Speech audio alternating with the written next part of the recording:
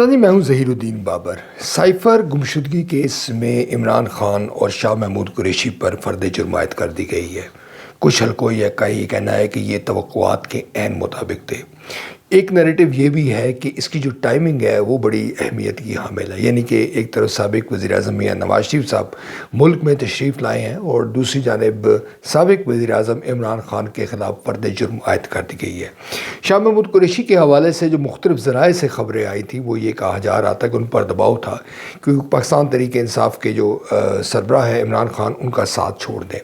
مگر شاہ محمود قریشی نے اس سے انکار کر دیا اور انہوں نے کہا کہ وہ نتائج یا جو مزید مسائل ہیں اس کو فیس کرنے کے لیے تیار ہے۔ آپ جانتے ہیں کہ حال ہی میں شیخ رشید جو عوامی مسلم لیگ کے سربراہ ہیں اور جن کے متعلق یہ امپریشن ہے کہ وہ اسٹیبلشمنٹ کے کافی قریب رہے ہیں، انہوں نے ایک پریس کانفرنس کی ہے اور اپنے گھر میں بلا کے جو سما کے اینکر ہیں منیب فاروق صاحب ان کو بلایا اور انٹرویو دیا۔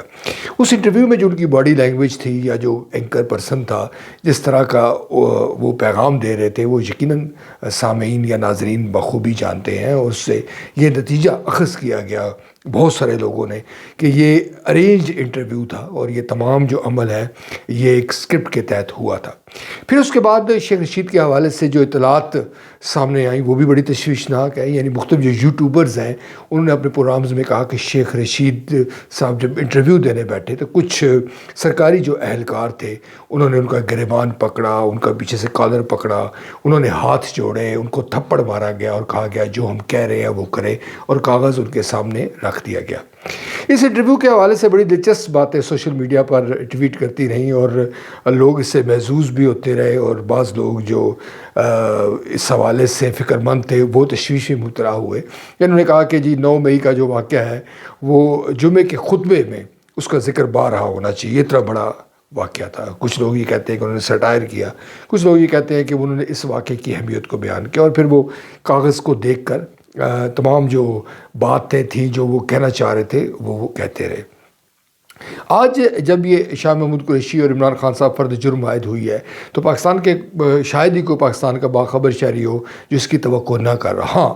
اگر یہ فرد جرم عائد نہ ہوتی اور عمران خان صاحب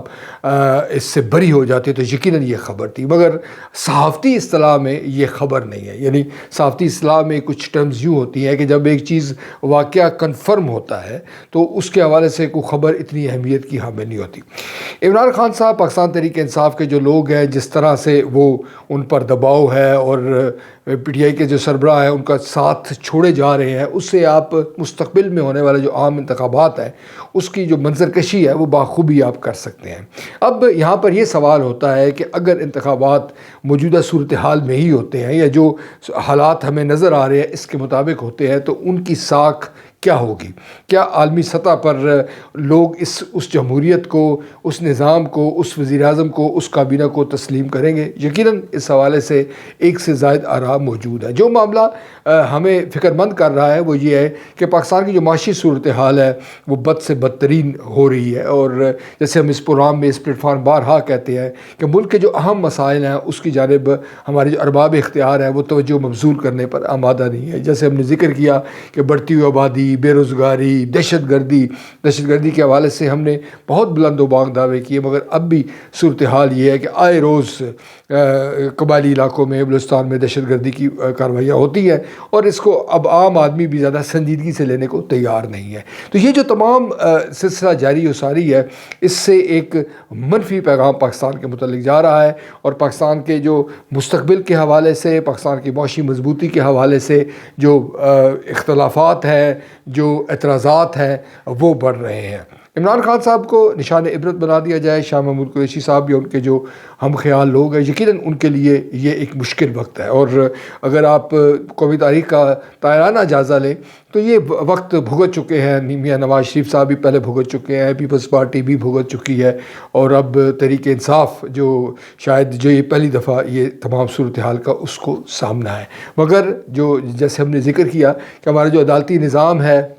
ہمارا جو انتظام ہے، ہماری جو بیوروکریسی ہے، ہمارے جو تمام ارباب اختیار ہیں، یہ یقیناً ان کو تاریخ کا مطالعہ کرنا چاہیے اور ایسے ہی کرداروں کو دیکھنا چاہیے کہ ماضی میں اگر ایسا ہوا تو اس کا بھی کوئی نتیجہ نہیں نکلا، اور بظاہر ہم یہ کہہ سکتے ہیں کہ جو کچھ ہو رہا ہے اس کا بھی کوئی خاص نتیجہ نہیں نکلے گا۔ البتہ جو ملک پر منفی اثرات ہیں وہ ضرور مرتب ہوں گے۔